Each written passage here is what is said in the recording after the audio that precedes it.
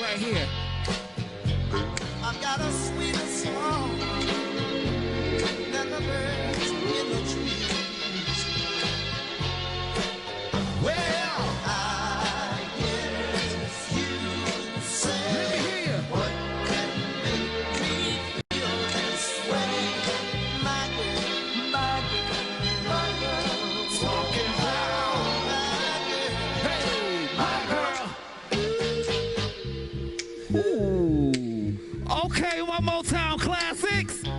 All right, y'all. Y'all make some noise for Motown. Come on. Hey, hey, hey. That's what I like to hear.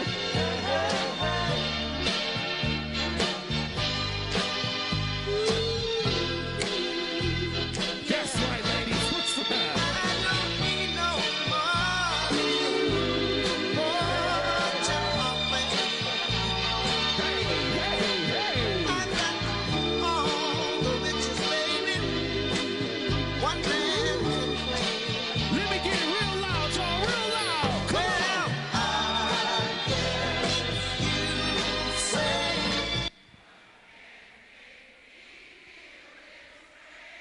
my girl, my girl, Hey, talking about my girl.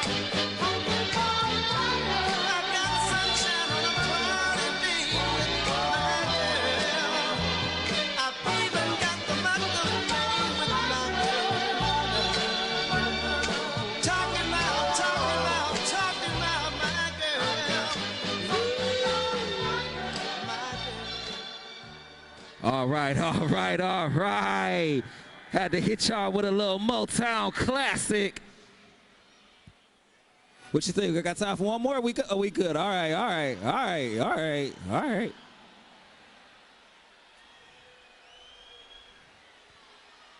Just play.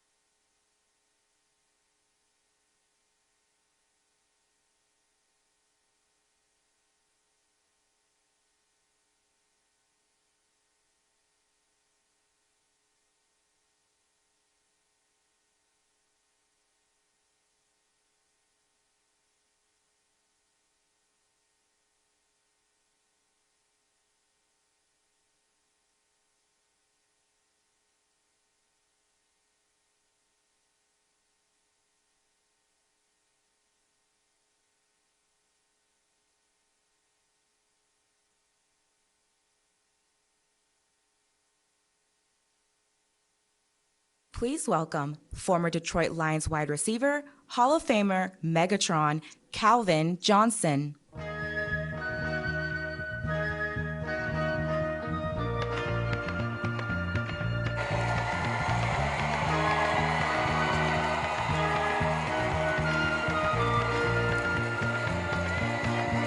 Now if you feel that you can't go on because all of your hope is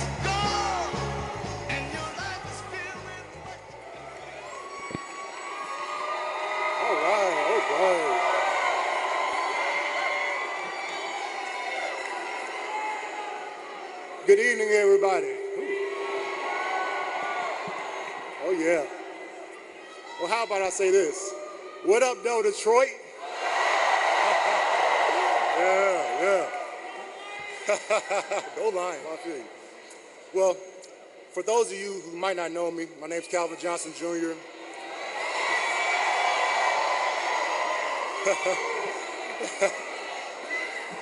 I spent 9 years here playing wide receiver for your Detroit Lions. And I'm grateful for every single day and all the opportunities that this city has afforded me. But tonight, I'm here to represent Athletes for Harris.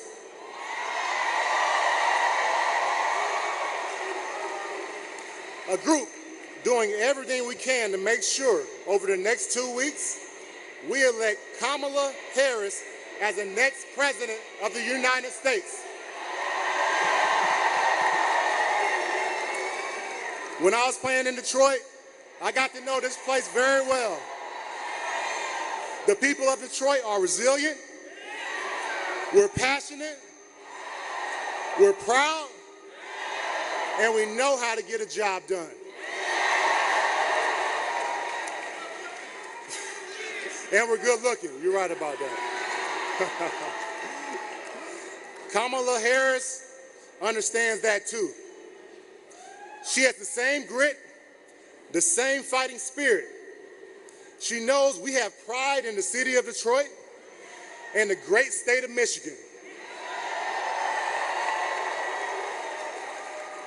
That's why our campaign is built on fighting for the people.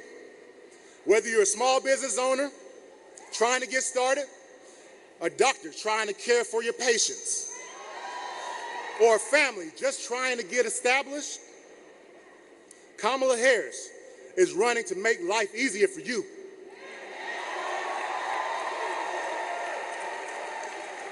Now, I can't say the same for the other side.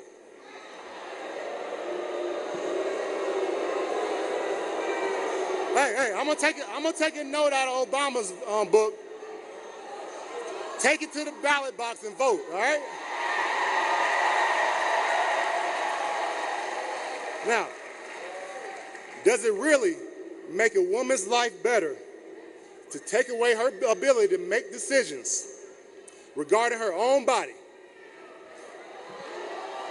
No, it doesn't. But Trump believes so. To immigrant families and all people of color, how does it make our lives better as Trump constantly denigrates our communities and sows seeds of discord? Simply put, it doesn't. Think about our youth. I have 3 sons. I think about the character I want my president to embody.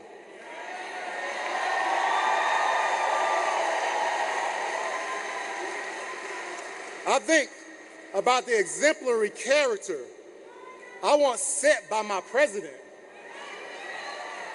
That character, Trump lacks. So think about the message that we send to him, our kids. The name calling, the seeking of revenge, that division is okay. When has that ever been okay? During my playing days, if anyone said anything negative about the Detroit, I made sure they felt me on Sunday.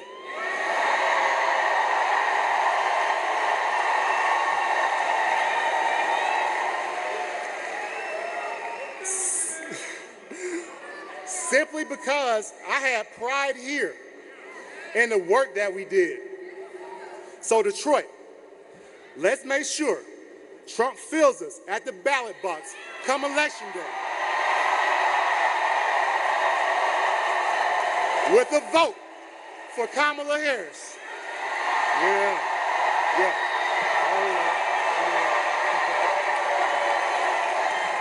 I ain't forgetting about you behind me. Now, it's never been easier to get your vote out in Michigan. All you have to do, one, you can get your absentee ballot, and you don't have to wait. You can fill it out now and send it in. or walk it in as we did. If you'd rather vote early, then go and get that job done now. There are 14 early voting sites around the city of Detroit. It's convenient, so you don't have to worry until Election Day. Most of all, people, make sure your friends, make sure your family, and your neighbors plan to vote too. If you're here, then you know how important this election is. But some people in our communities are still a little bit checked out. They still don't know who they're going to vote for. So, every single one of you, we need you to win this race. Can I count on you at the ballot box?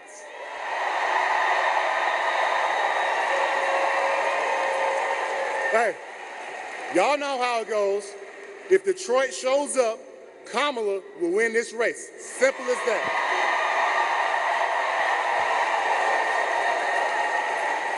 Once again, Detroit, let your voices be heard loud and clear. For the next 2 weeks, let's show the world how we do. Appreciate you. Love you guys.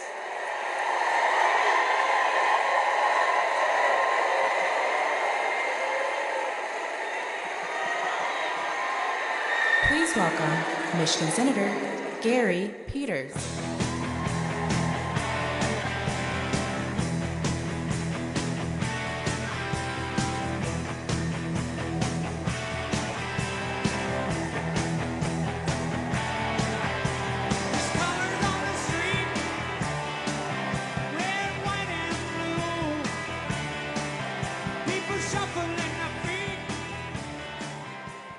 Well, hello, Detroit. It is great to be here.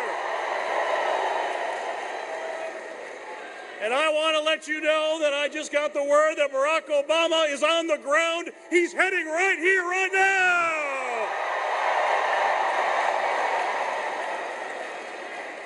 now. We've got 2 weeks until November 5th. But let's not forget that the election is happening right now. People can vote right now. Absentee ballots and early voting. And this is now the time for us to do what Michiganders do the best. Pound the pavement. Not take a single vote for granted and hustle every single day to elect Kamala Harris is the next president of the United States of America.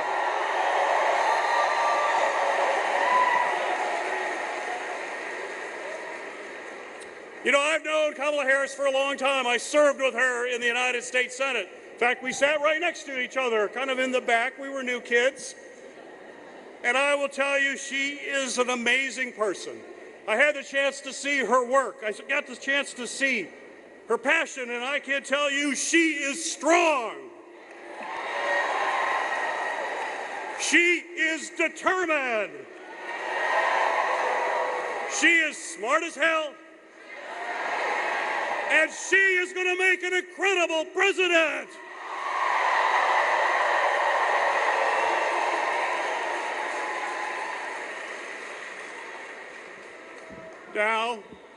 Now her opponent, unfortunately, I know her opponent as well. Yeah. Apparently you do too. Well, let's be honest. We've been forced to watch Donald Trump's TV reality act for years. The lies, the hate, the bullying, the chaos, and the failed policies that leave everyday Americans behind while helping the billionaire class. We've seen that movie. And if I recall, in 2020, the American people fired that guy.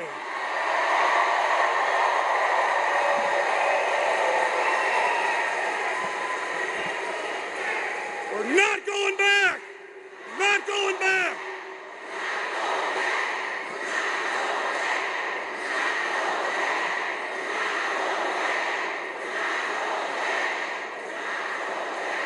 Well, somehow, this is hard to believe, but Trump is even more dangerous now than he was the first time around. He's more unstable.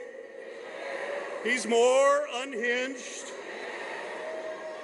And you know, don't take my word for it.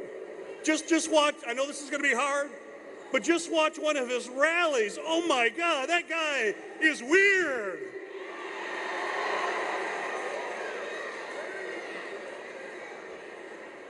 And you know, if you want more, I would suggest that you listen to the people who actually worked for Trump. You know, basically this election, what are we doing? We're looking to hire someone to take the most important job in the world. And we all have that power to determine who that person will be. So what do you do if you're going to hire somebody? You check the references, right?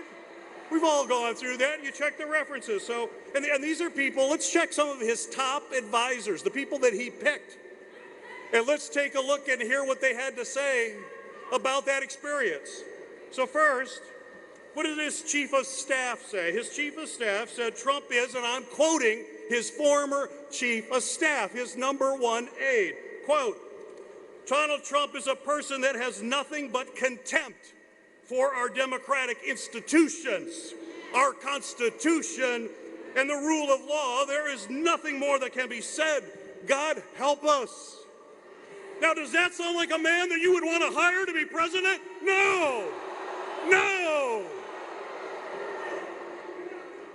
Well, maybe let's check another reference. Maybe that was just a bad reference.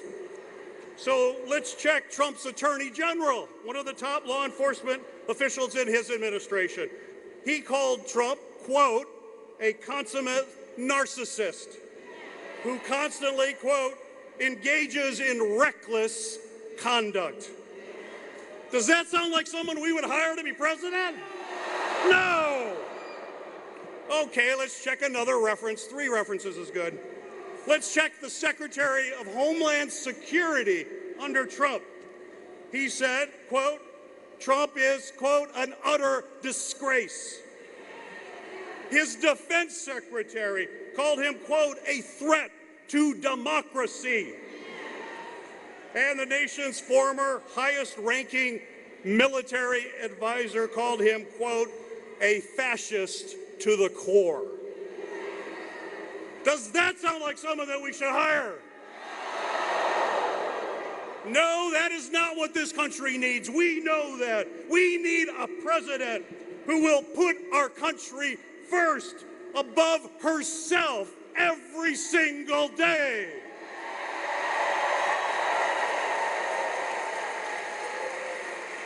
We will need a president who will fight for America every single day. And ladies and gentlemen, that person is very clear. That's Kamala Harris.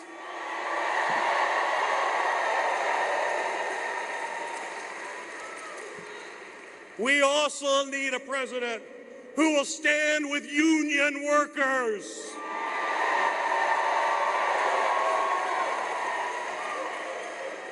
We need a president who understands without a strong union, you cannot have a middle class, you cannot have a strong country. We need Kamala Harris.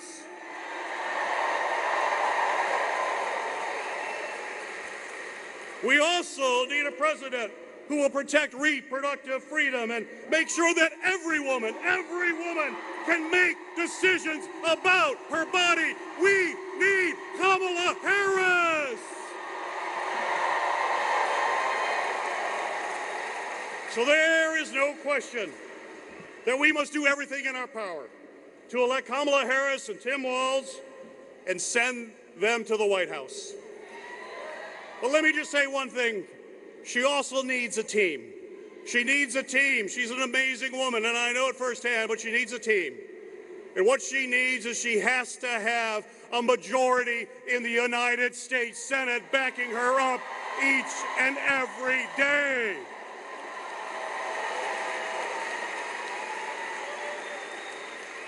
We can hold that majority. We are working every day to do it, but we have to make sure that Alyssa Slotkin is voted in as the next senator from the great state of Michigan.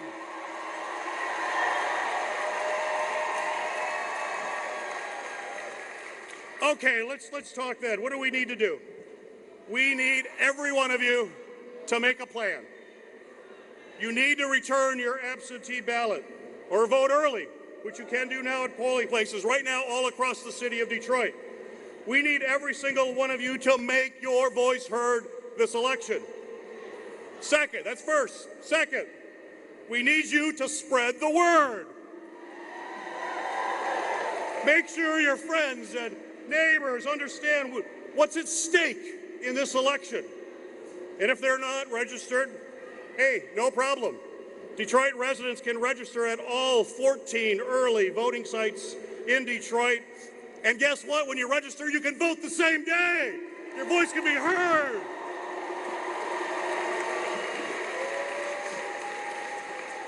You know, here in Michigan, we've seen a few close elections. I've had one or two myself. We know it's going to take a lot of hard work to carry this thing across the finish line. But seeing all of you here today, all of you here enthusiastic, fired up, I know that the city of Detroit is going to get this done.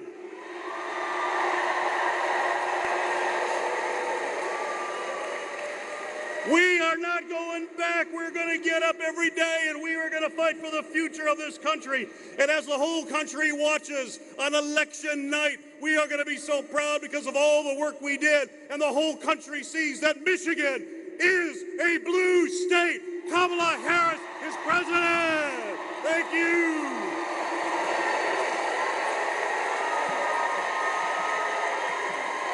Please welcome Michigan Senator Debbie Stabenow.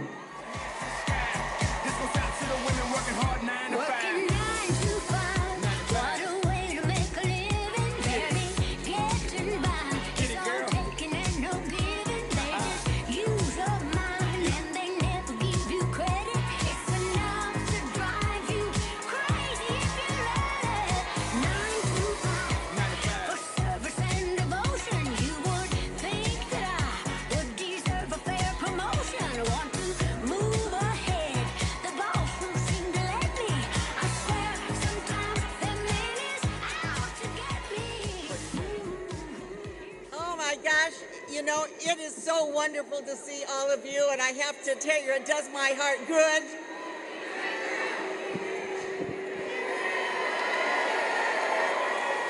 It's always helpful to have friends, so thank you. All right, it's go time, Detroit. It has been my honor to represent you in the United States Senate. I'm so excited about this election, aren't you? Are you ready to send Alyssa Slotkin to United States Senate?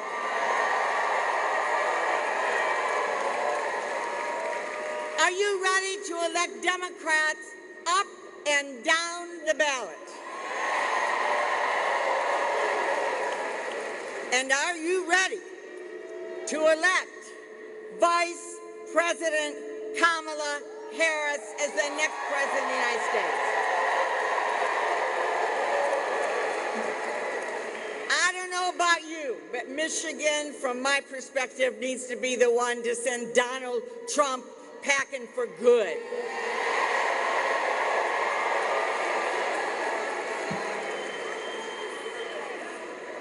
It is always great to have President Barack Obama with us in Detroit, isn't it?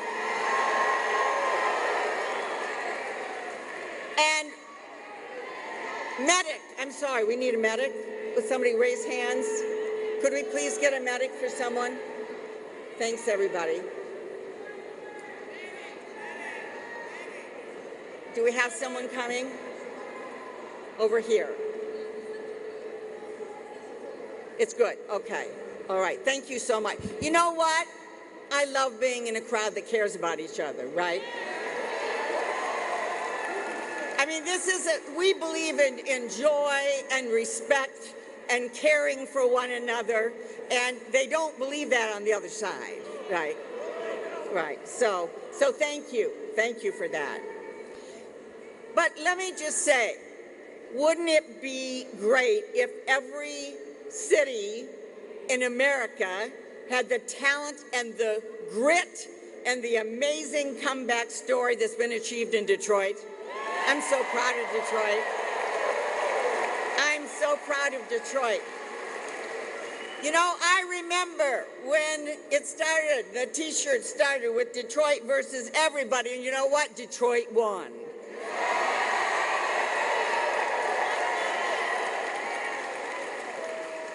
And of course, Donald Trump doesn't have a clue about what he's saying. He is so mentally unstable, I'm not sure he even knew he was in Detroit when he said it.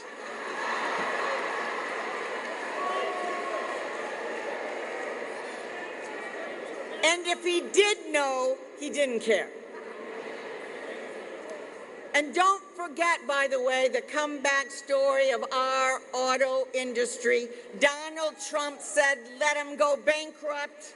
But Democrats doubled down on American manufacturing. And with President Obama's leadership, we moved our country forward. Thank you, President Obama. And now Kamala Harris and Tim Walz are fully prepared and ready to take the next step to lead us forward. I'm so excited about what they're going to do. You know, Donald Trump says we should fear the enemy from within. Not Putin's Russia, not China, not Iran, not North Korea. And he's made it clear that he would activate the military, the American military, to go after people he believes are the enemy from within. And so what does he mean about that? I assume he means anybody that disagrees with him, you, and you, and you, and you, and every single one of us who reject Project 2025.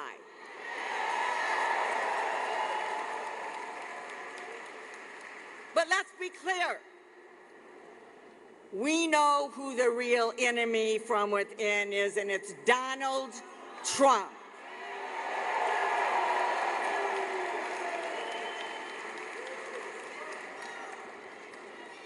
We know right now, you're here because you know everything's on the line right now. This is a big deal, and we are not going back to the chaos and the corruption of Donald Trump. We aren't going back. We aren't going back.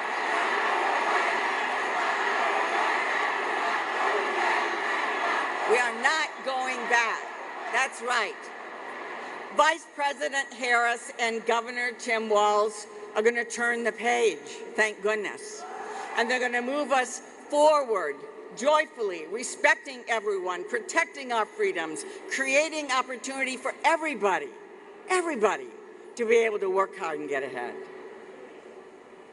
Kamala and Tim get up every day thinking about us. You know, I will never forget when I first met Kamala as Senator Harris. And we were sitting in a meeting, I'm part of the Senate leadership, and we were talking to new members about what they thought our priorities should be. And Kamala said, I want to focus on the things that keep families up at 3 o'clock in the morning. You know, whether my kid's going to have food, or I'm going to be able to take them to the doctor, or are we going to have a good job, and are we going to have a safe neighborhood? That's Kamala Harris. She cares about our children, our grandchildren, and the children we don't even know. That's what we care about as Democrats.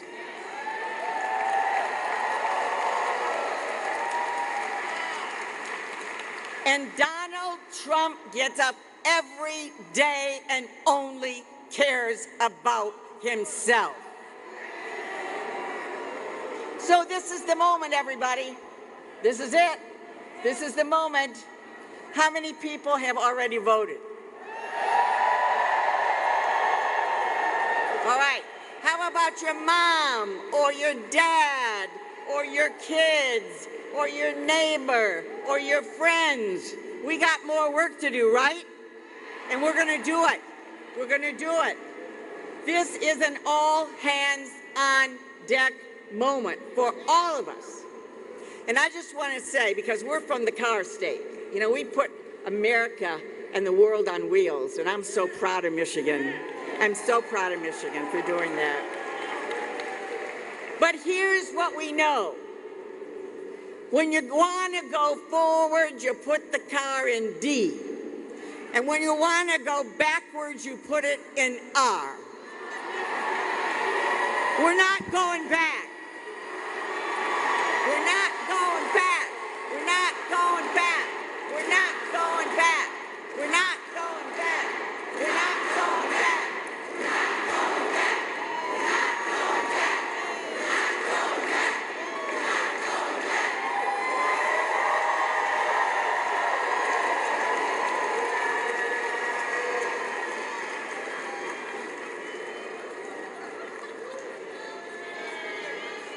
Please welcome the Detroit City Council President, Mary Sheffield.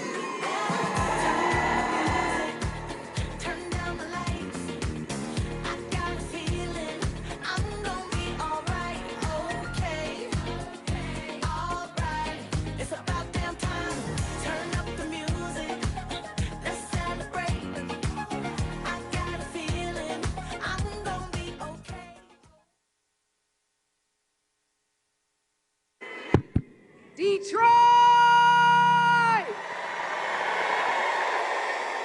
There we go. Are we all fired up? Are we ready to win this race? So in Detroit, we don't just dream. We make things happen. So are we ready to elect Kamala Harris as the next president of the United States of America?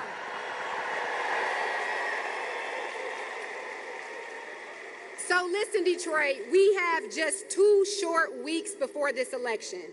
And if we are going to bring this thing home and make sure that Kamala Harris and Tim Walz gets into the White House, we have to put in some hard work. But that's nothing new to Detroiters.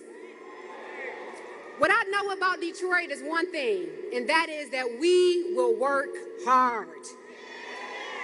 I am born and raised in this great city of Detroit, now serving in leadership. And what I know about our city is that we are full of tough people, resilient people.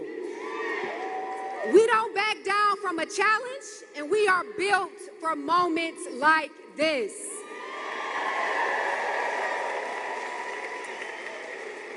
When people counted us out, we rolled up our sleeves, we got to work, and we rebuilt this city. And now, 14 days away, with that same spirit and resiliency, we can and we will win this race and get...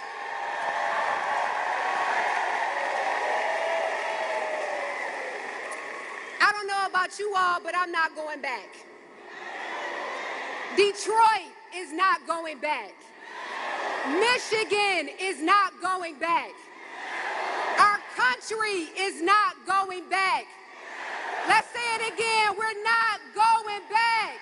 We're not going back. We're not going back.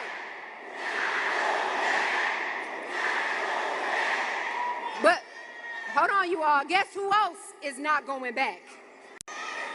Donald Trump is not going back to the White House. If we show up and do our part and vote like we've never done before, Donald Trump is not going back. The former divider-in-chief, is what I like to call him, had the audacity to come to our great city and disparage our city.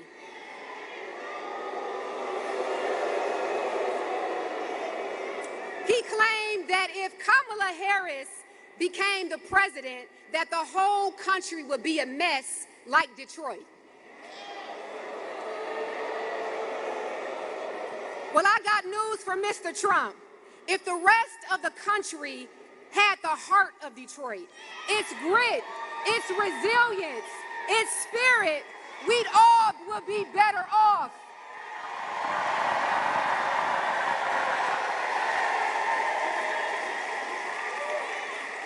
So no, Mr. Trump, Detroit is not a mess. Detroit is a model of how to rise, how to build, and how to thrive. We are a city that knows how to fight through hard times, how to overcome our struggles and come out better and stronger. And while here in Detroit, in the home of labor, he had the audacity to say that auto workers have it easy. He said that even a child can do the work of our auto workers.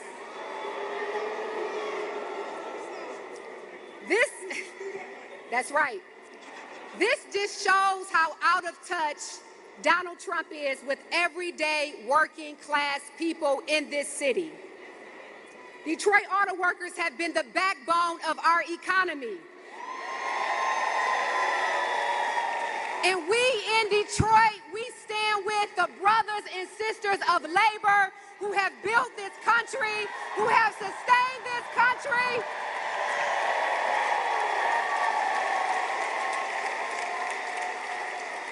So Detroit, we will not let Mr. Trump come here and disrespect our city, disrespect our workers. So we will show up and show him how we feel about him at the polls when we cast our votes in this upcoming election.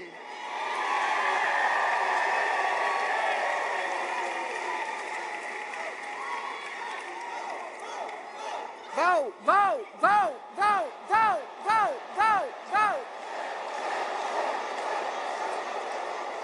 So listen, Detroit, Donald Trump is dangerous. He's dangerous. He's unstable. He's unhinged. But what gives me hope is that he only gets the opportunity at a second chance of destroying our democracy if we allow him to. Are we going to let that happen? Are we going to let that happen? We have the power to stop him. We have the power to decide if he gets another chance.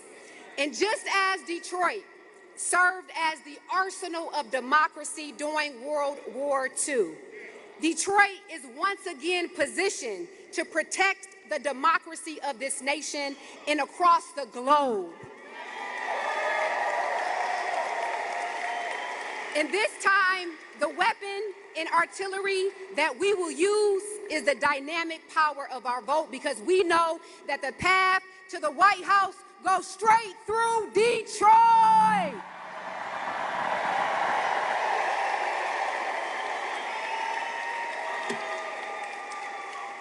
So Kamala Harris and Tim Walz, they offer a new way forward. They have a plan to create an opportunity economy that benefits all Americans, not just the wealthy.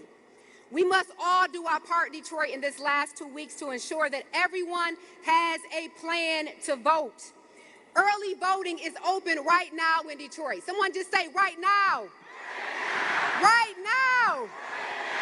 If you are not registered, it's not a problem. You can go to the city clerk's office, go to a polling location, and register to vote, and even better, you can vote right on the spot. And so there are no excuses to not get up and show your vote in this election. So Detroit, as I close, let us rise to the occasion. We are 2 weeks out from this election. Let us get out. Let us organize and let us represent what Detroit is all about. God bless you all. Let's go and get it vote out.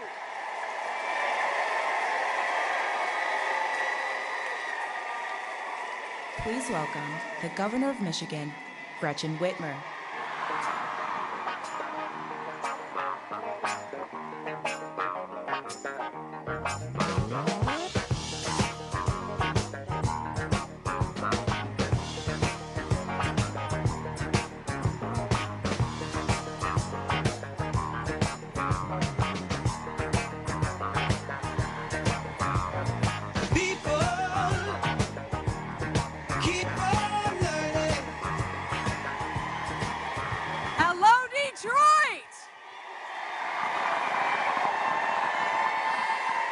What up, Doe? We need a medic over here.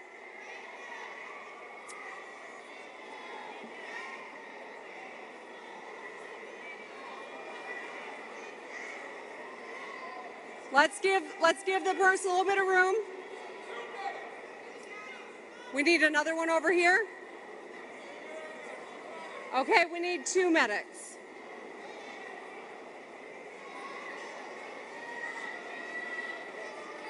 We're good? Okay, we're good to go, they're saying. If anyone needs help, raise your hand and we'll make sure we get it to you. But let's give them space to do what they need to do. What up, Joe? All right. Hello, my friends from Detroit. How about them Lions? Our team is showing the country what we are all about here in the Motors. Okay, we need another medic. I apologize. Yeah.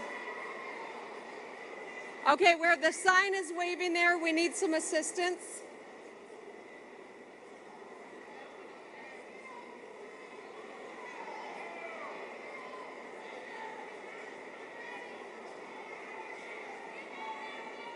You good? You got us? Okay, okay, I love you too.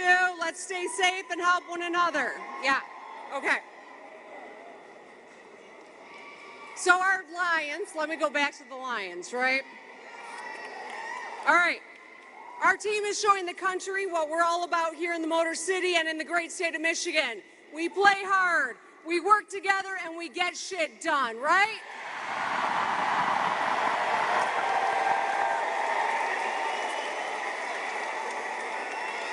And we've been winning a lot. I think we should get used to it, right? This is a city and a state of underdogs. A city and a state who carries themselves with championship swagger. A community where people have one another's backs. And we never confuse cruelty with leadership. We know leadership is being brave and kind.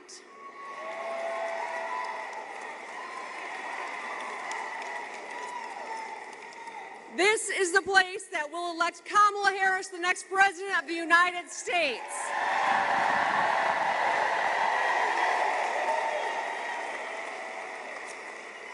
Now, I am thrilled to be here with Detroit's own Marshall Mathers.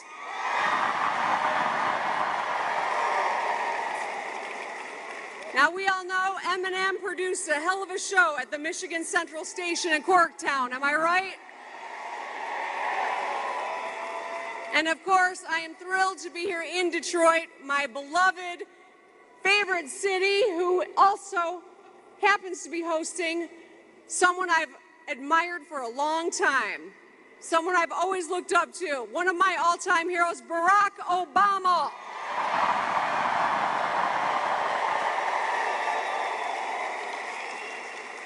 President Obama saved Michigan's auto industry and protected hundreds of thousands of jobs.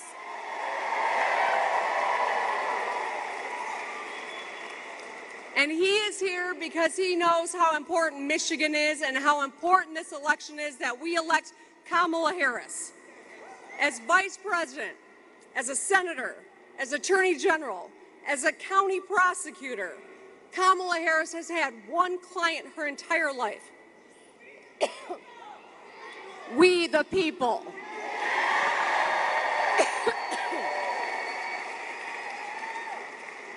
And let me just say, she's picked a hell of a running mate in Tim Walz.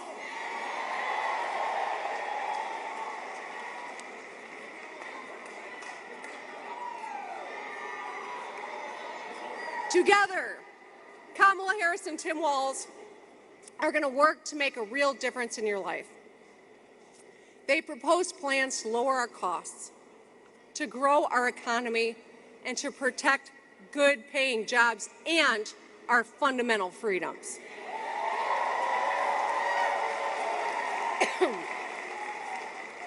From building 3 million homes to tax relief for 100 million working and middle-class families, to loans to start the small business, to in-home care for seniors on Medicare, to protections for women, workers, and LGBTQ plus communities.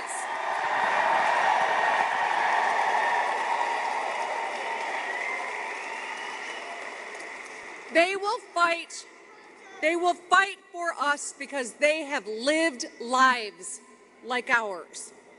You know, Donald Trump doesn't get your life at all. Do you think he's ever had to take things out of the grocery cart in order to pay the bill? I mean, you think he's, well, yeah, you're right. He doesn't pay the bills, does he? You think he's ever rushed out of the door to drive carpool? Come on. He doesn't have a driver's license.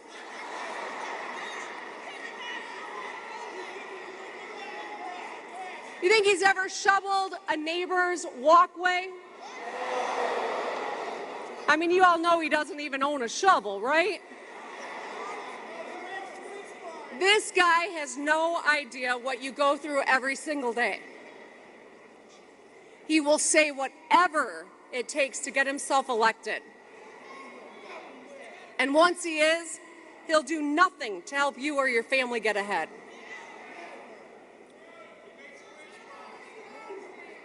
Kamala Harris, on the other hand, is going to fight for you because she's lived a life like you have, like we have. Do you know that she moved in with her sister to help her take care of her kids? Did you know that she took care of her mom at the end of her life when she was dying of cancer? You know she is the proud mamala to a beautiful blended family. We need another medic over here, please. Please raise your hand so we know where the medic needs to go. Thank you.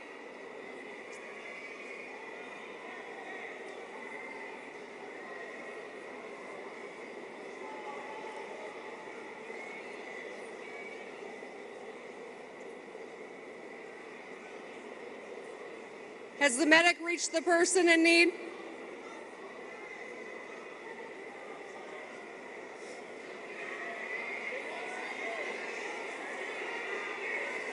Security, we need security over here, please.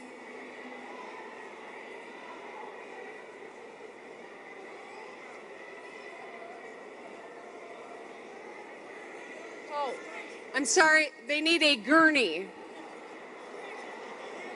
A stretcher.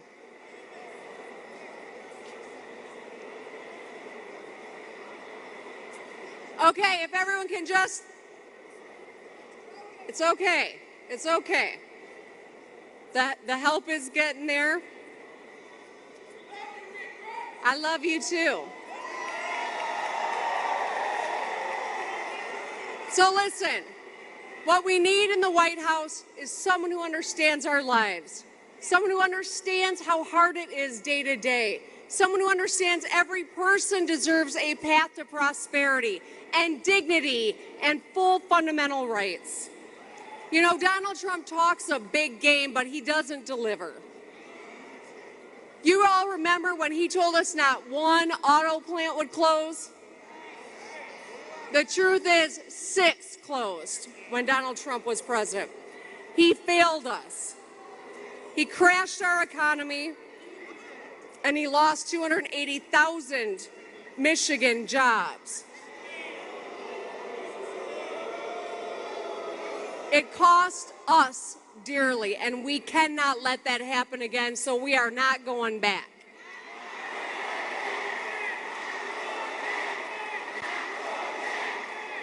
We're not going back. On the other hand, the Harris and Biden administration has delivered for us. Just yesterday, Hemlock Semiconductor won a huge federal investment to create thousands of jobs here in Michigan. Just think about that. That's thousands of workers who can come home after a long day at work and tuck their children in, knowing that their family is going to be okay. Because of the Biden-Harris administration's investments in Michigan, there are more auto and construction workers. There are more factories and housing being built, more roads getting fixed, more middle-class jobs than when Trump was president. Now, yes, and we're fixing the damn roads. That's right. Okay.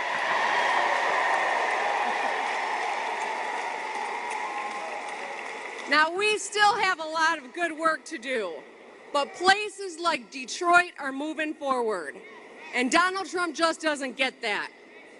I know you all saw what he said about this beautiful city. He called Detroit a failure and a mess, proving he ain't firing on all cylinders. He doesn't have a clue what the hell he was talking about. And you know what I think? He ought to keep Detroit out of his mouth.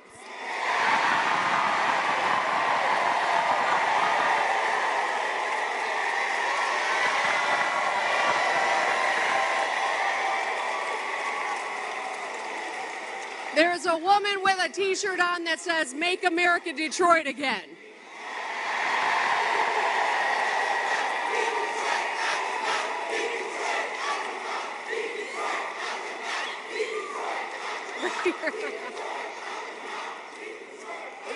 I got a great backup choir, don't I?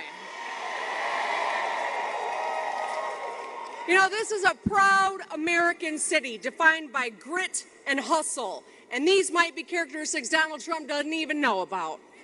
We have been underestimated before, and we live to prove the haters wrong, right?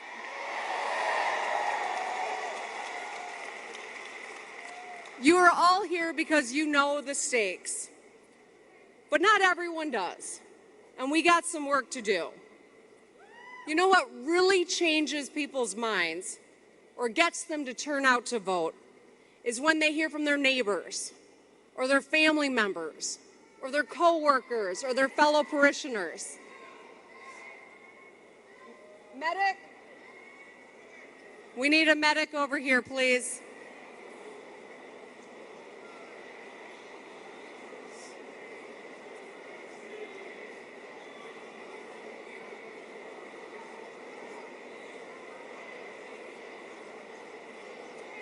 Give me a thumbs up when we've connected, please.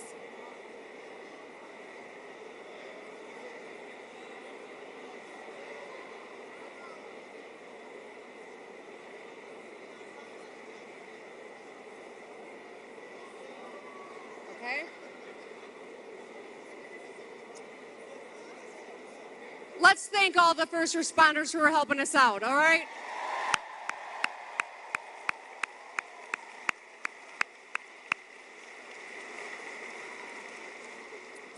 So what really matters to our fellow Michiganders as they are going to make their decision about this upcoming election is hearing from you, from someone they love, someone they trust, someone they know.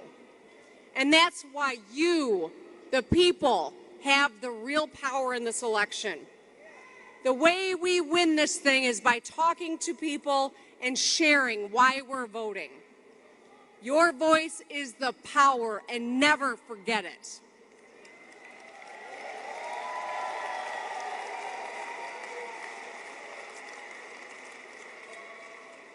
Now remember, Donald Trump knows this. That's why he tried to throw out your votes in 2020.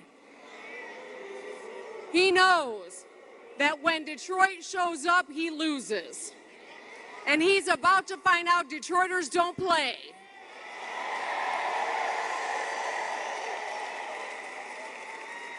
So, it's up to you, Detroit. Our choice is clear. Kamala Harris wants to move us forward, and Donald Trump wants to take us back. Kamala Harris will protect our freedoms. Donald Trump wants to take them away. She solves problems, and he is a problem.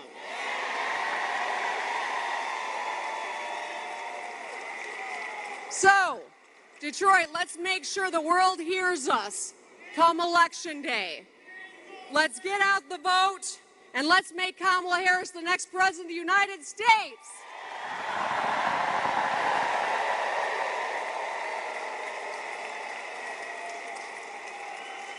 Thank you. I love you. Big Gretch out.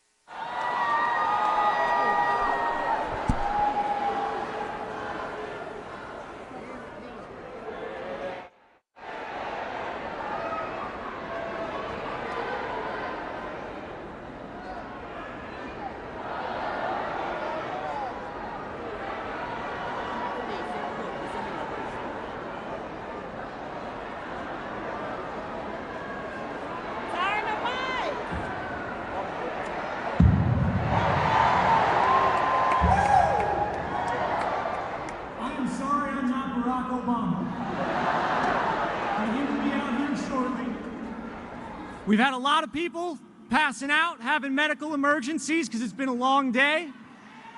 We've got water in the back. I'm asking everybody to bend their knees with me. If you need to sit down, feel free to sit down. The last thing we need is somebody to get hurt. Thank you very much. If you're feeling faint, please sit down, head to the back, we'll get you back up. Thank you so much. Let's have a safe night. The program will begin very shortly.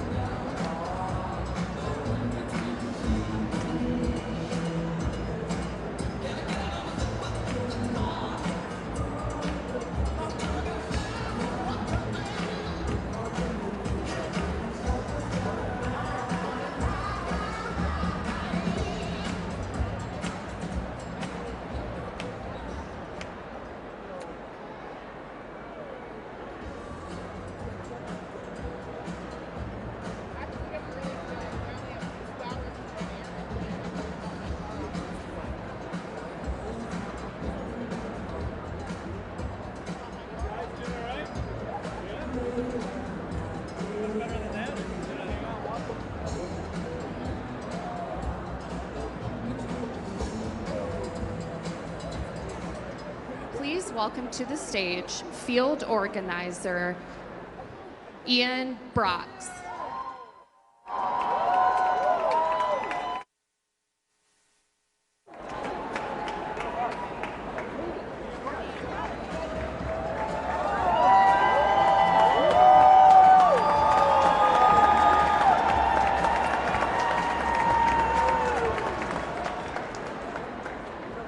Good afternoon, Detroit. Are we up? Are we up? Are we fired up? Are we ready to go? I am so blessed and honored to be speaking in front of all of you here today. My name is Ian Brox. I was born and raised here in Metro Detroit, and I am proud to be working as a field organizer with the Michigan One campaign. My journey into organizing developed from a deep purpose to serve others and to uplift those who are in need, which brings me to the very reason I am standing in front of all of you here today. I truly love this community, and I want to do all that I can to ensure that it's still going to be a growing one. I know that the single best thing that we can do for this city is to help Kamala Harris win this election. But if we're going to do it, then we need every single one of you to get involved.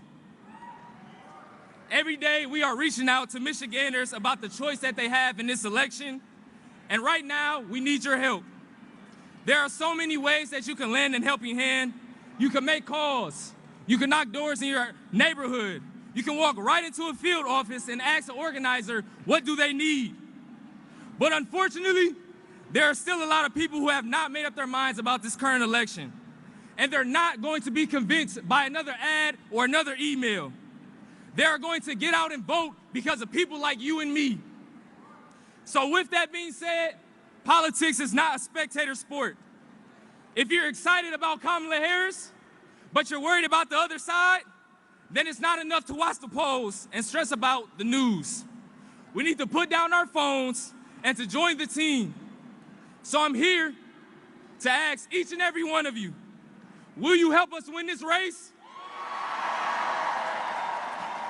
Will you commit to doing your part? Will you sign up and volunteer so that we can do everything in our power to elect Kamala Harris and Tim Walz? So with us being 2 weeks away from Election Day, we can't back down. We have to do what Detroit does best and fight for what we believe in. Because Detroit, when we fight, when we fight, when we fight, thank you, Detroit. We have 2 weeks to make history.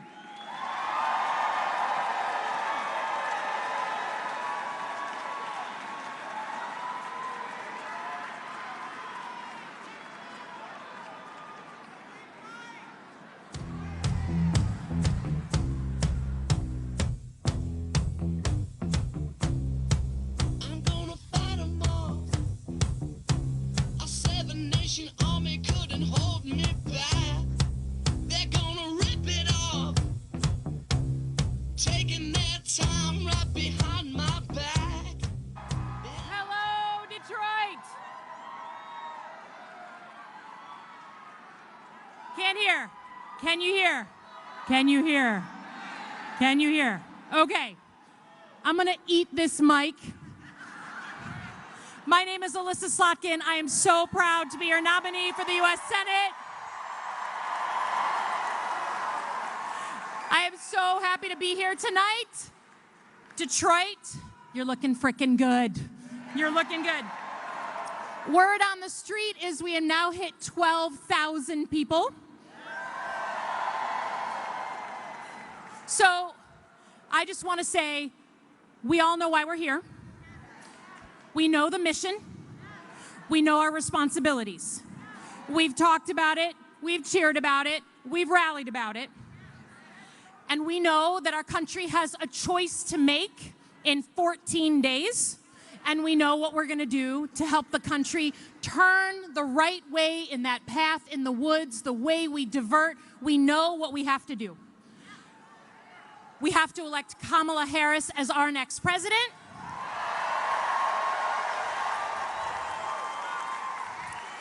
We have to elect the first woman president in history of the United States.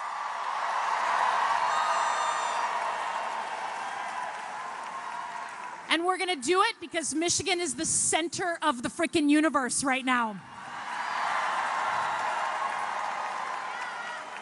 But don't worry, Michigan understands our goals. We understand what we have to do. We know what our responsibilities are. But let me just say this. This is a real full circle moment for me because I get to be here on stage with my former boss, Barack Obama. And let me just say, I'm a former CIA officer, a civil servant. I worked for both parties, and I worked in the Bush White House. I was there the Friday he left office, and I was there the Monday that Barack Obama walked in. And it was amazing. Things were a little different. Things were a little different. I got to be staffing as like a little nerd staffer that first day in office in the Situation Room. And what I can tell you I saw up close was something that is missing from so much of politics: integrity in what we do and keeping that focus on the people and not yourself.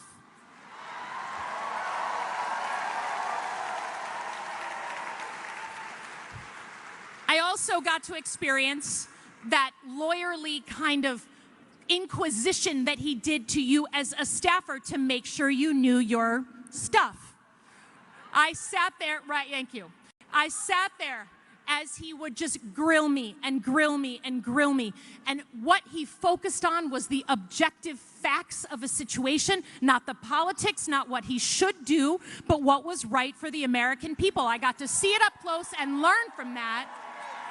And I'm proud to be here as one of his alumni. I will also say that he's gotten a lot more chill, like a lot. I saw him at the convention. He was wearing no socks. He was chilling out.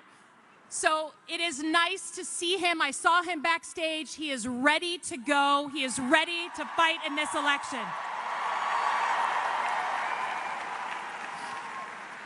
Now, I will just say that we all know that maybe you're here because you wanted to bring your kids or you wanted to see Obama up close or whatever, but we know that at the end of the day, you are here because you love your country and you want it to be better. You want it to be better. Don't we believe that America can live up to the promise and be a better place? Don't we believe that? So I could not be prouder to be here as your nominee for the U.S. Senate because Kamala Harris needs a positive Senate, a supportive Senate in what she's going to do. Now, before we get to the big guy, I want to invite one other person up here.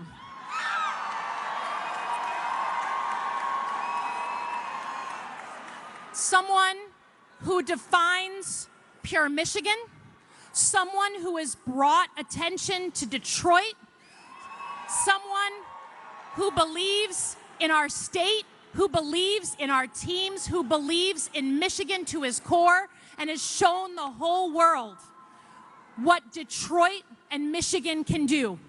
So without further ado, can the real Slim Shady please stand up?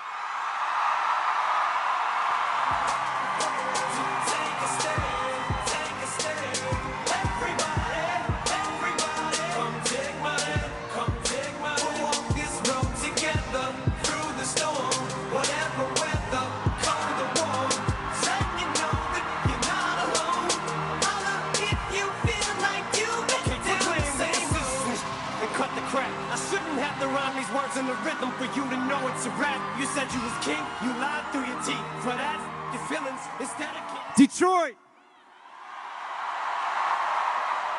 What up, though? So look, I wrote down a few things I wanted to say, I love you too. Thank you. I'm here tonight for a couple of important reasons. As most of you know, the city of Detroit and the whole state of Michigan mean a lot to me. And going into this election, the spotlight is on us more than ever, and I think it's important to use your voice. So I'm encouraging everybody to get out and vote, please. I also think that people shouldn't be afraid to express their opinions. And I don't think anyone wants an America where people are worried about retribution or what people will do if you make your opinion known. I think Vice President Harris supports a future for this country where these freedoms and many others will be protected and upheld. And here to tell you much more about that, President Barack Obama.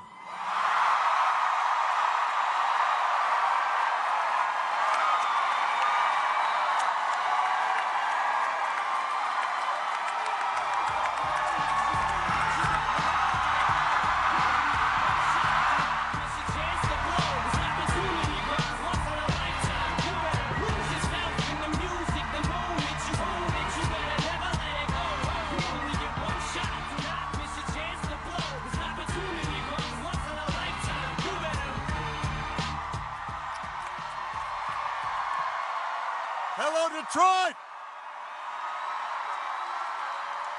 You fired up? Are you ready to go? Yeah.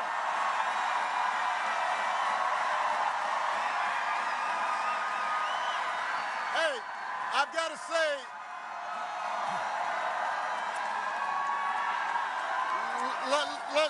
let me just say, let me just say,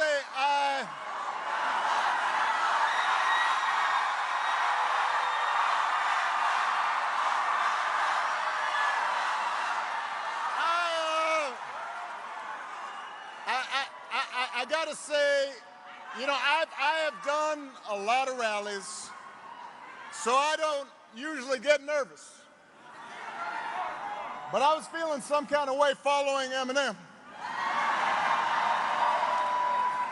I mean, I notice my palms are sweaty, knees weak, arms are heavy, vomit on my sweater already, mom's spaghetti. I'm nervous, but on the surface I look calm and ready to drop bombs, but I keep on forgetting.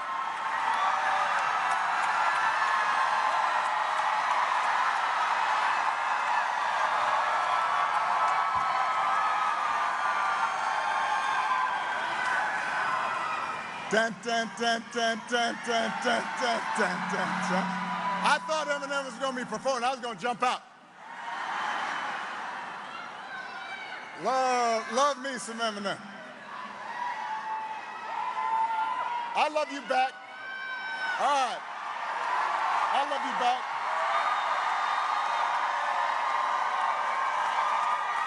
It is good to be back in Michigan. Good to be back in Motor City.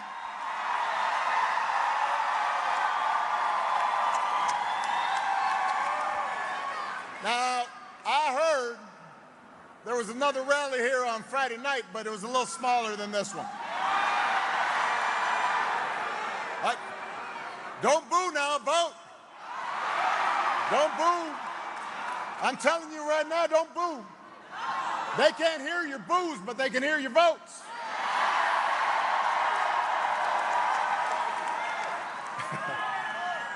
And I am here today for a very important reason, to ask you to vote for your Congressman, Shri Tanada, for your next Senator, Alyssa Slotkin, for the next President of the United States, Kamala Harris.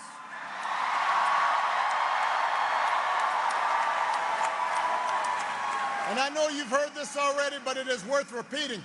Here in Detroit, early in-person voting has already started.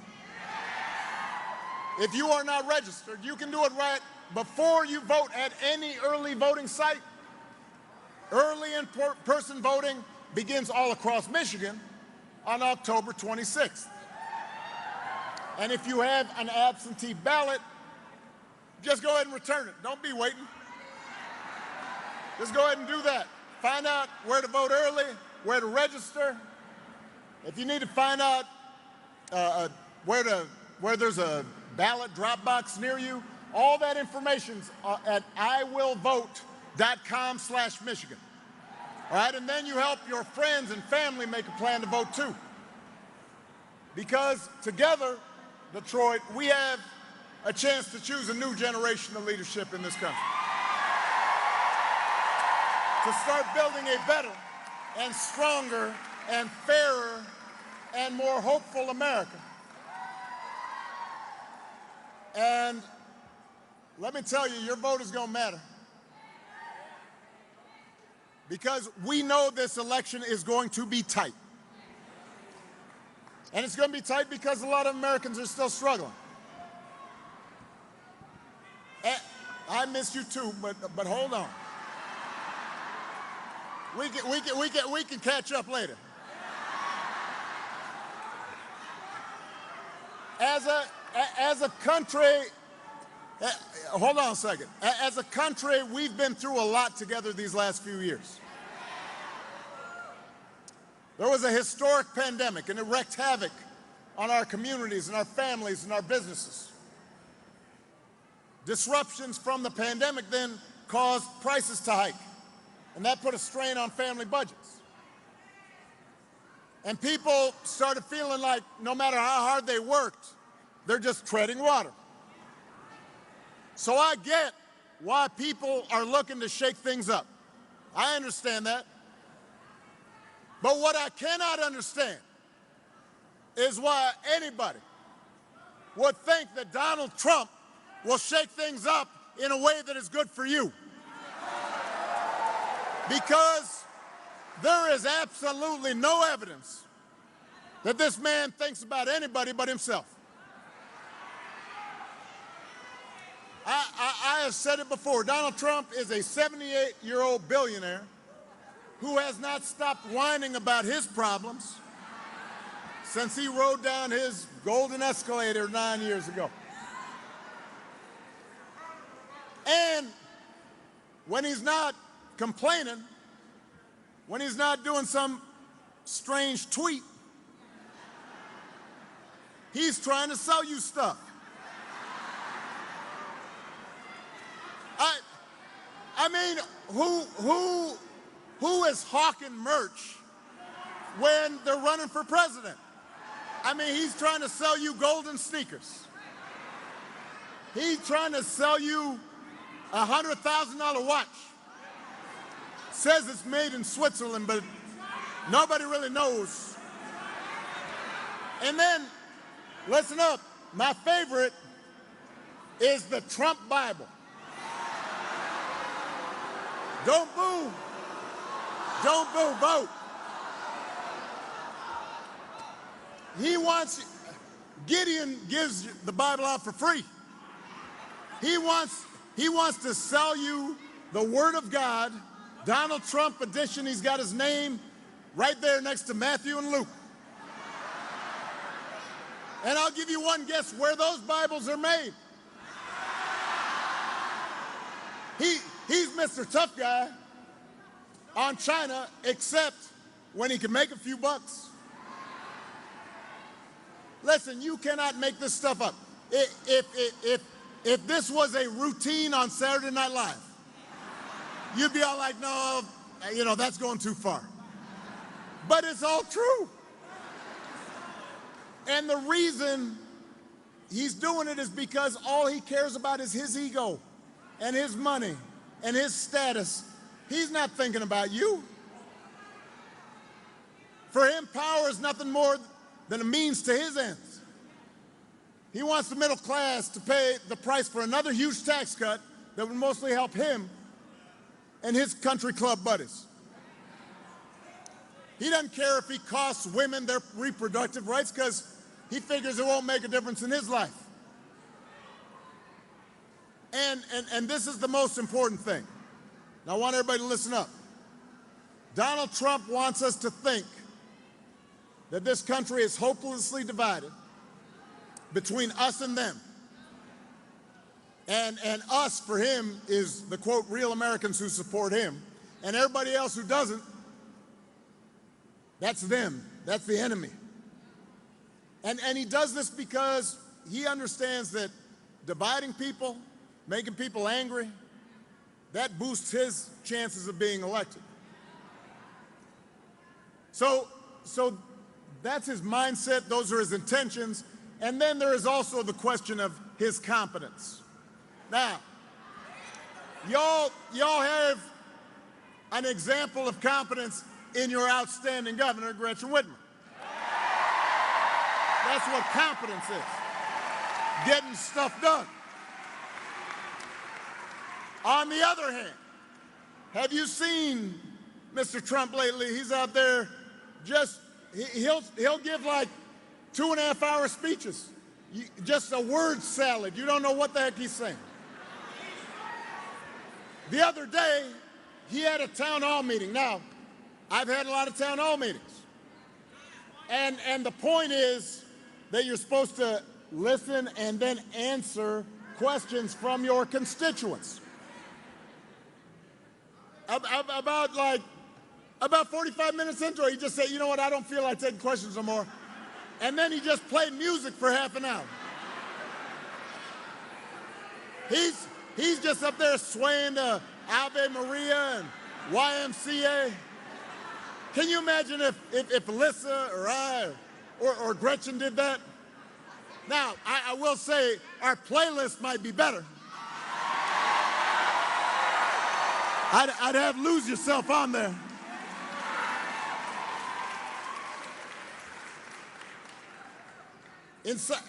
At one of his rallies recently, he called himself the father of IVF.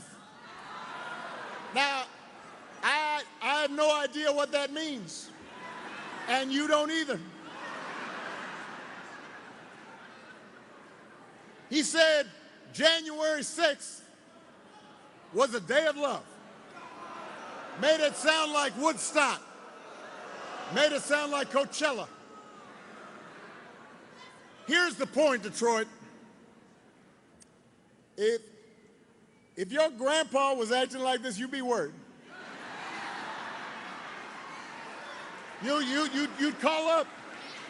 You'd call up your sister, your brother, your cousin. You'd be all like, let me holler at you. Have you noticed Grandpa? He acting a little funny. But this is somebody who wants unchecked power. We do not need to see what an older, loonier Donald Trump looks like with no guardrails. America's ready to turn the page. We're ready for a better story. Michigan, we are ready for a President Kamala Harris.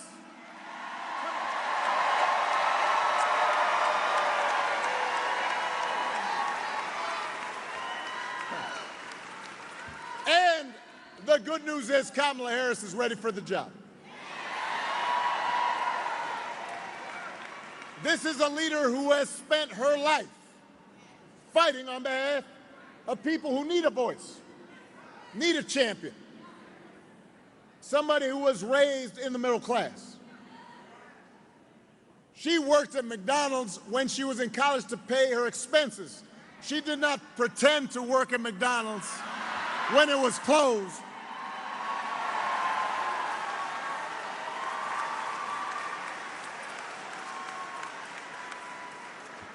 This is somebody who believes in the values that built this country. And she is as prepared as any nominee for president has ever been. That's who Kamala is. And in the White House, she'll have an outstanding partner in Governor Tim Walz. Now, before I came here, I was in Madison, Wisconsin, and Tim Walz was there. And I love that dude. He's a veteran, he's a teacher, he's a coach, a marksman. He's been a great governor, and he's a car guy. He can even take a vintage truck apart and put it back together again. Now, do you think Donald Trump can do that? Do you think Donald Trump has ever even changed a tire in his life? Let me tell you, if that man gets a flat tire, what's the matter? We need an EMT? I think we may need an EMT back there. That's all right. This always happens. Everybody bend your knees a little bit. Yeah. Dun, dun, dun, dun, dun, dun, dun, dun, dun, dun, dun, dun. You got to keep moving a little bit. Don't lock those knees. EMT right back there, please. Now, I am telling you, he has not ever changed a flat tire. He has his chauffeur change a tire. He says, Jeeves, Jeeves, change that tire. That's what he calls him, Jeeves. I don't know if his name's actually Jeeves, but that's how I imagine it.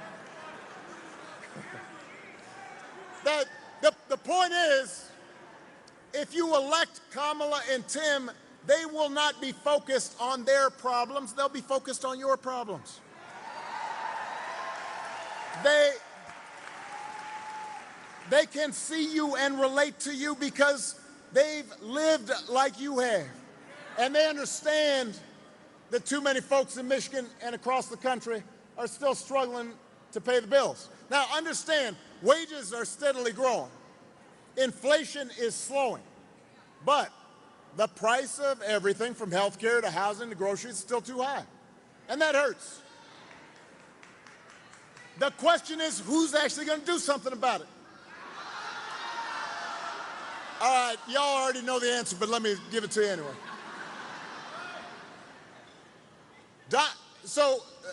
And this is, you have to do a little bit of homework, kind of examine their plans. So Donald Trump's plan is to give another massive tax cut to billionaires and big corporations. Do not boo. Vote.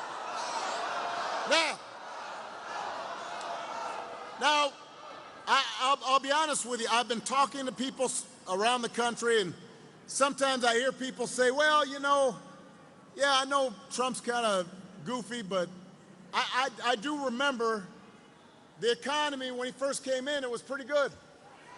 And I say, yeah, it was good because it was my economy.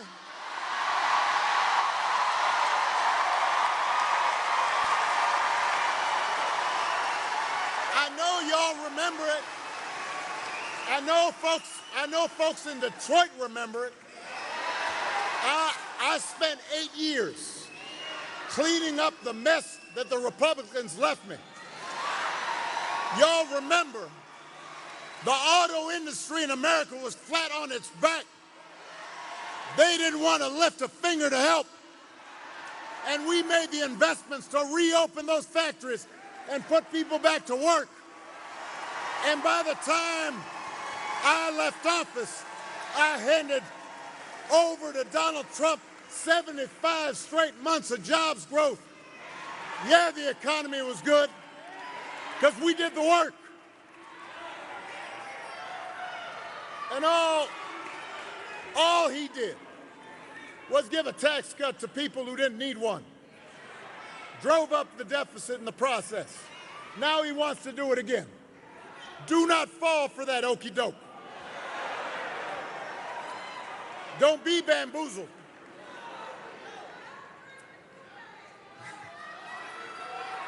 All right, so that's on the economy. When it comes to health care, Donald Trump's only answer is to end the Affordable Care Act. Now, do not boo. Now, if you ask him, hold on. If you ask him, he doesn't really even know why he wants to end it, except for the fact that I did it. So, but the problem he's got, the problem Vance has got, is it's now popular, right? Because 50 million people have gotten health care from it. that didn't have it before. So y'all remember this? A couple weeks ago, his running mate is debating Tim, and his running mate says, has the nerve, has the chutzpah, has the gall to say Donald Trump, quote, salvaged the Affordable Care Act. Donald Trump spent his entire presidency trying to tear that thing down. And he couldn't even do that right. And now, 8 years after he was elected, the moderator in the debate, y'all remember this, moderator says, all right, well, if you take down the Affordable Care Act, what are you going to do? He said, well, I've got concepts of a plan for how we replace it. Concepts of a plan. Now, I want y'all to think about this. Let's say your boss gives you an assignment, says, look, I need it by Friday. So Friday rolls around, your boss says, did you finish that project? And you say, well, actually, I haven't started, but I do have a concept of a plan. Or you could try it at home. Honey, did you do the dishes? I have a concept of a plan to do the dishes. How's that going to go over? If it would not work for you, why should it work for the President of the United States? And the good news is that Kamala Harris does not have concepts of a plan. She has an actual plan to make your life better.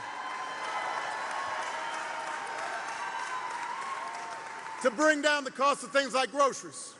She'll go after corporations that are trying to jack up prices, just like she went after the big banks and for-profit colleges when she was the Attorney General in California.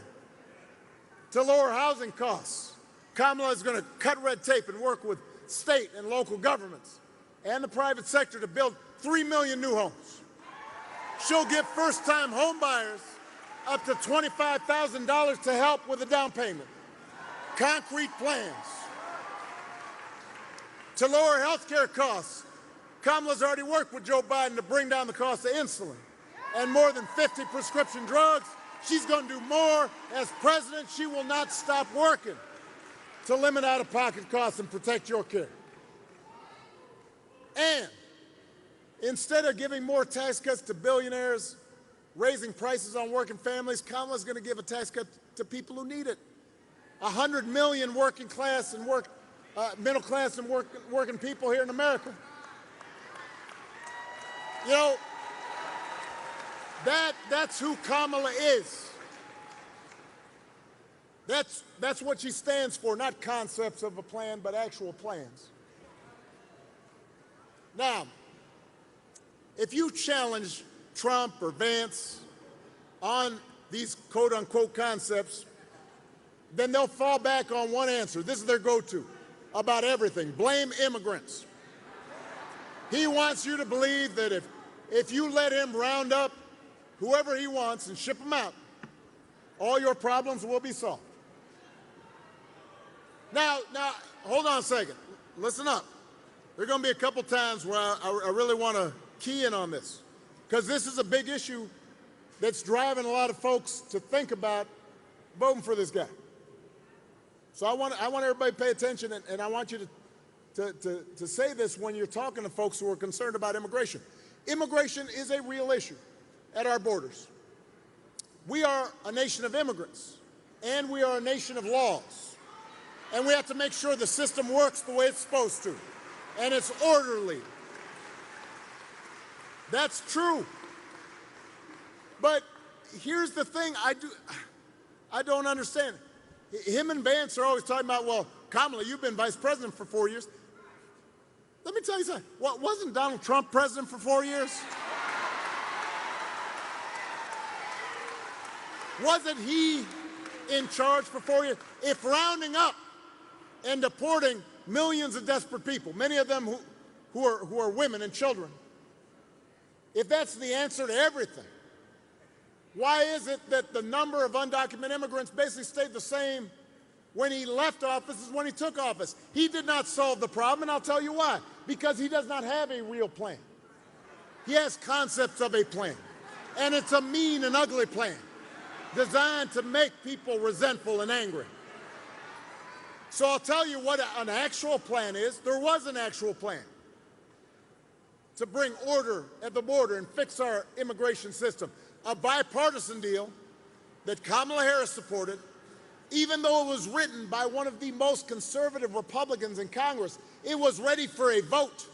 And Donald Trump decided to tank that bill. He called up and pressured Republicans, do not vote for this. Because he wanted the issue for the election. He thought it would be helpful to him when he ran for president. Think about that. We do not need a president who will make problems worse just to make his politics better. We need a president who wants to solve problems and make your life better. And that's what Kamala Harris is going to do.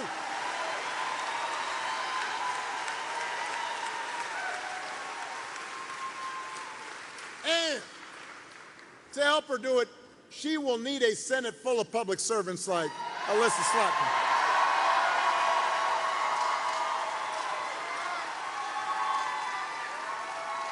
Now, some of you may not be aware, Alyssa and I go way back. She was in the administration. She was sitting in the Situation Room. She delivered national security briefings on some of the toughest issues we were dealing with. Alyssa don't play. She is serious.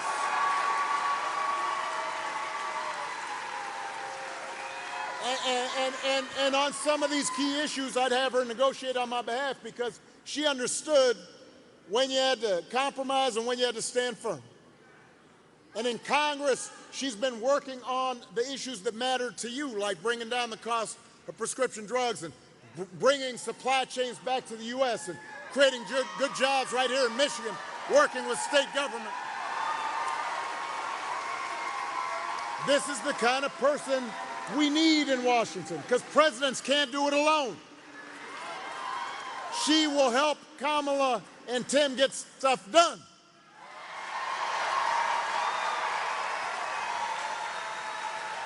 Somebody who shares our values and wants to move the country forward and not back. Now, one of those values we share, that we talk about, that we worked on, that all of you care deeply about, is freedom. So let me talk about that just for a second. I don't think we've ever had an election with candidates whose conception, whose understanding of freedom is so different. Because for Donald Trump and his cronies, freedom basically just means getting away with stuff. He wants to be able to, like, fire workers, bust unions, and get away with it. Or allow companies to pollute our water and our air and get away with it. He said in the middle of the pandemic, when people were dying and hospitals were being overrun, he actually said, I do not take any responsibility at all. I do not believe any American president has ever uttered those words before. But that's his idea of freedom. He gets to do what he wants, and he's not responsible for anything.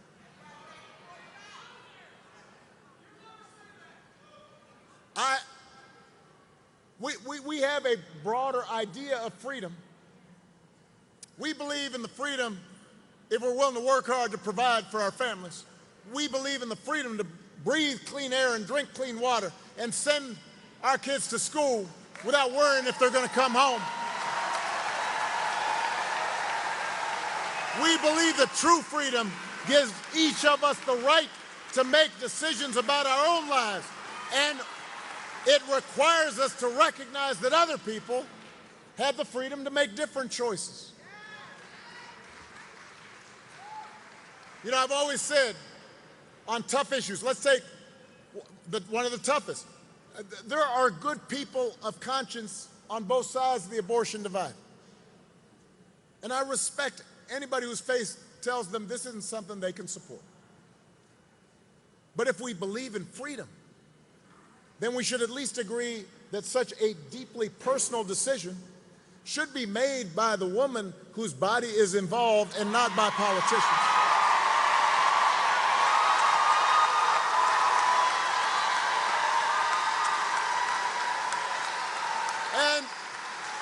And the majority of America agrees with it, which is why you've been seeing Donald Trump try to tie himself into a pretzel on this issue. When he ran for president the first time, he said he'd support punishing women who got an abortion. Now, just a few weeks ago, he told women, I'll be your protector. I'll tell you how he protected you. He handpicked 3 of the Supreme Court justices that overturned Roe versus Wade. He bragged about it. Now there are Trump abortion bans in 20 states, many of them with no exceptions for rape and incest. And he's going around saying everybody wanted it that way. No, they did not. So Donald Trump may be confused, but let's be clear about what's at stake here. If you send Alyssa Slotkin to the Senate, she will vote to restore the reproductive freedom that women had for nearly 50 years. And if Congress passes that bill, Kamala Harris will sign it into law.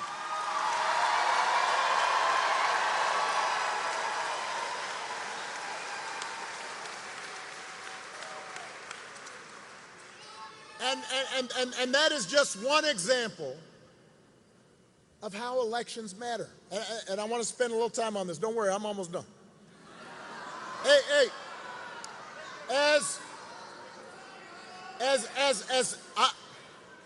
I get how frustrating politics can seem sometimes. I get frustrated, Lord knows. I don't watch cable news because it gives you a headache, put you in a bad mood, because it seems like folks are just arguing and bickering and mad, and then nothing gets done, and so you start feeling like your vote doesn't matter.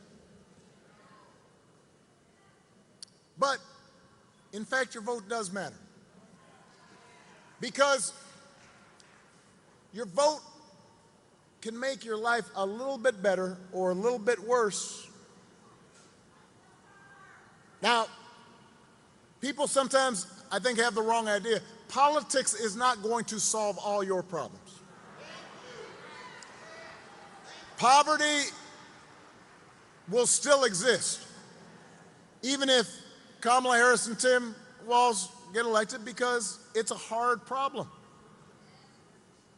Racism doesn't go away based on one vote or one administration.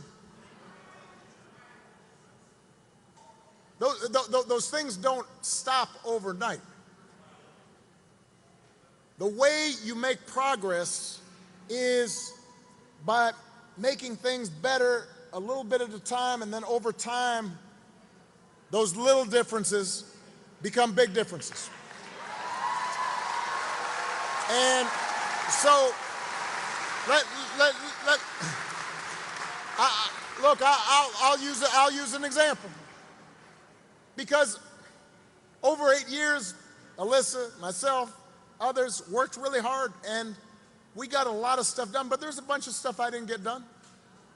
I didn't solve, for example, all the problems with our healthcare system, but almost 50 million people have gotten health care through the Affordable Care Act. It made a difference in their lives. Everybody here, everybody in this auditorium knows somebody who would not have had health insurance if it hadn't been for that bill. More than 50 million people with pre-existing conditions can no longer be denied coverage or charged more.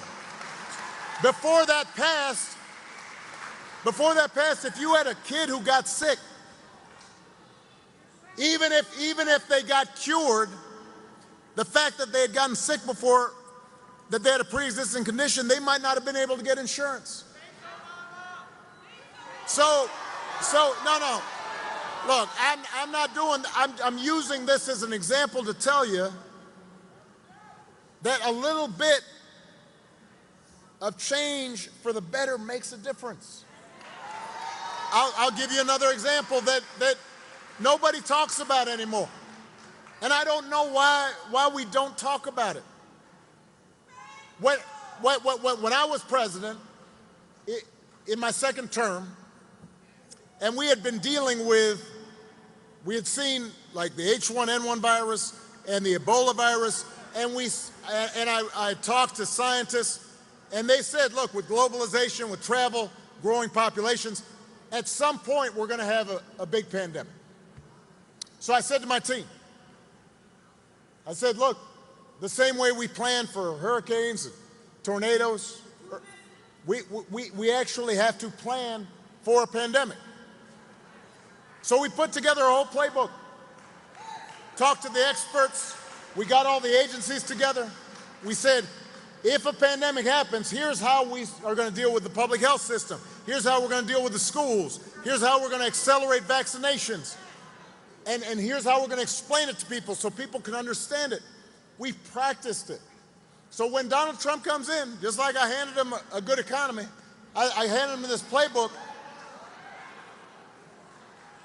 and he just, I guess, dropped it in the trash bin.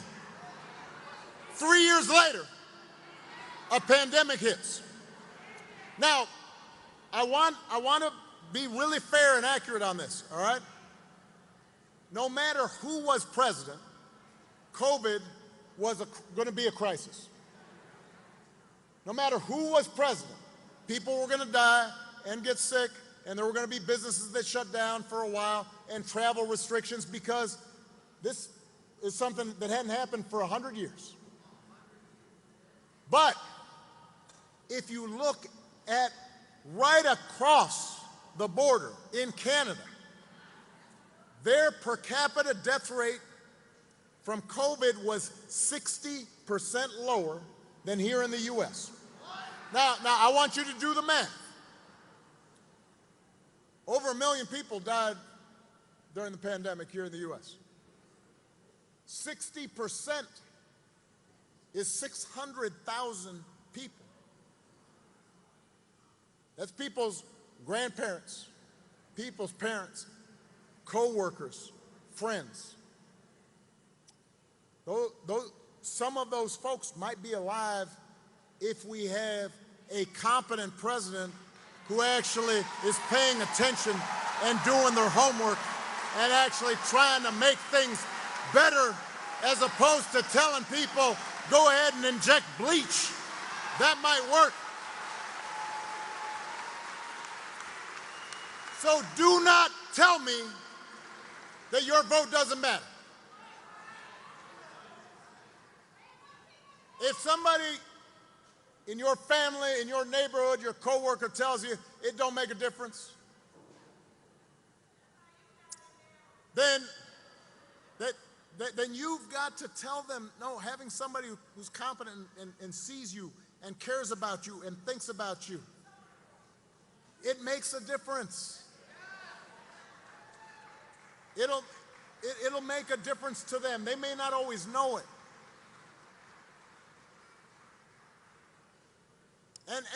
And if that's not enough, then you also have to remind them that any election is about more than just policies. It's about values. And it is about character. Now,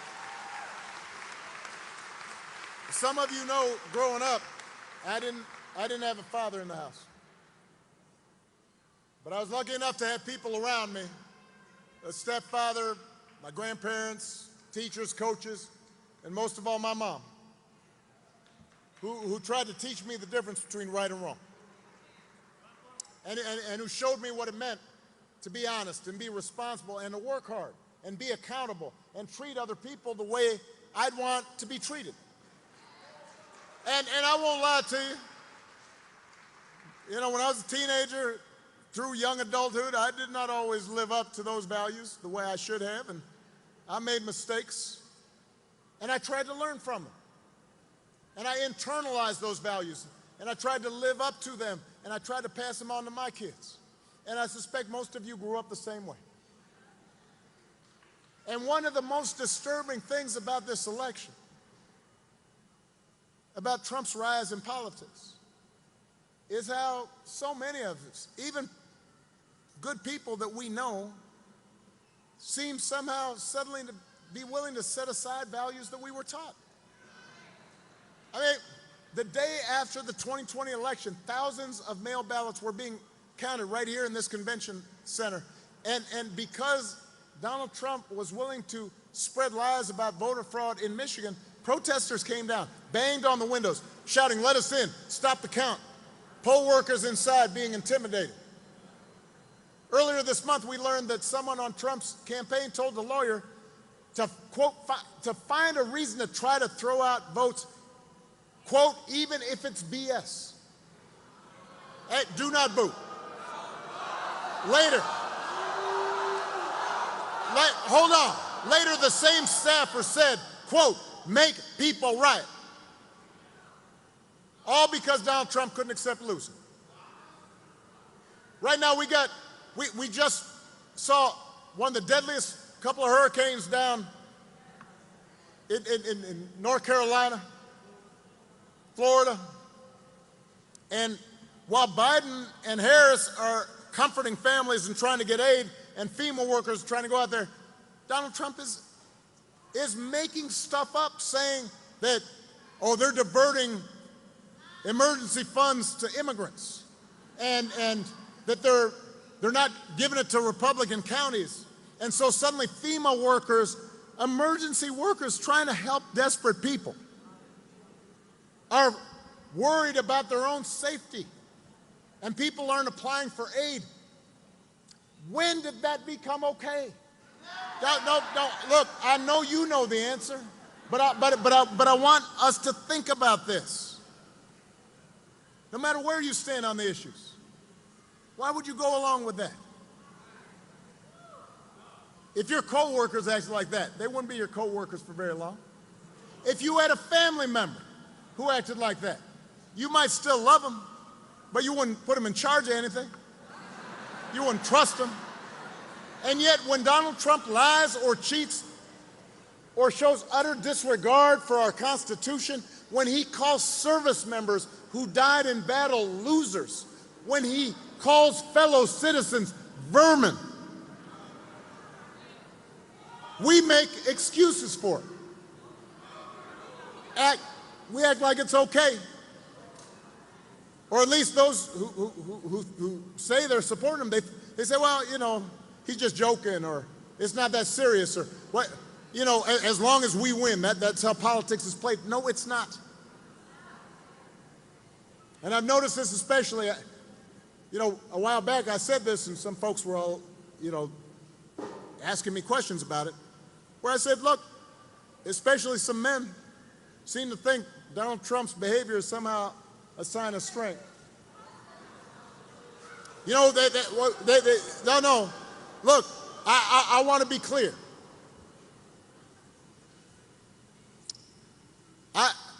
I want everybody to actually look at the record. I want them to educate themselves on the issues.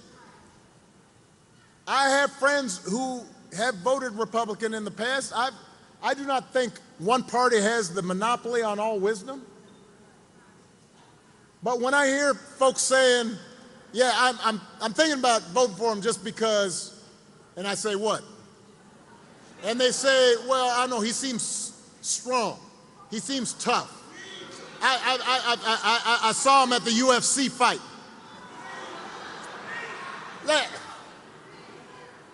I am here to tell you that is not what real strength is. It never has been. Real strength is about working hard. All those guys showing up every day on the factory floor, busting their butts to support their families. That's real strength. Real strength is taking responsibility for your actions and upholding your duty. Real strength is about telling the truth, even when it's inconvenient. Real strength is about helping people who need it and standing up for those who can't always stand up for themselves. That's what we should want in our daughters and our sons. And that is what I want to see in the President of the United States of America.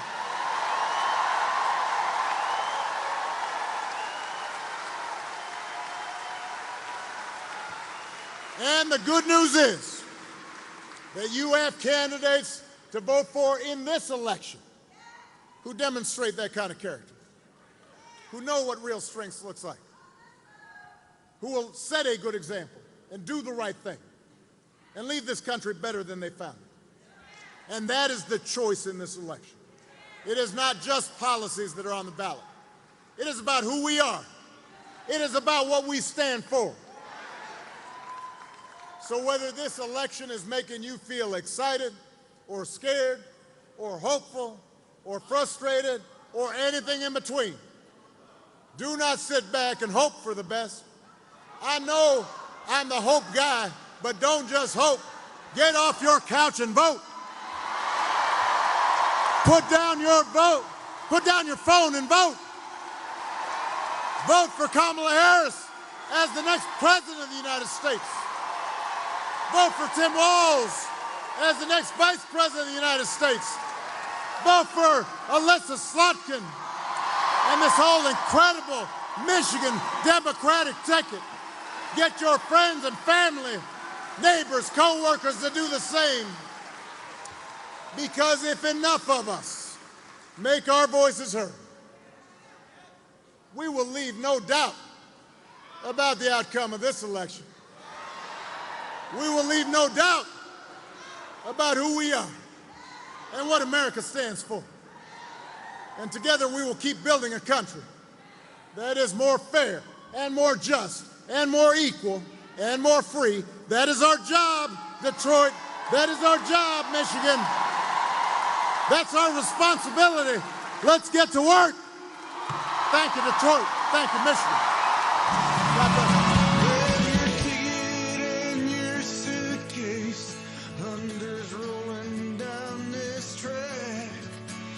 You don't know where you're going now, but you know you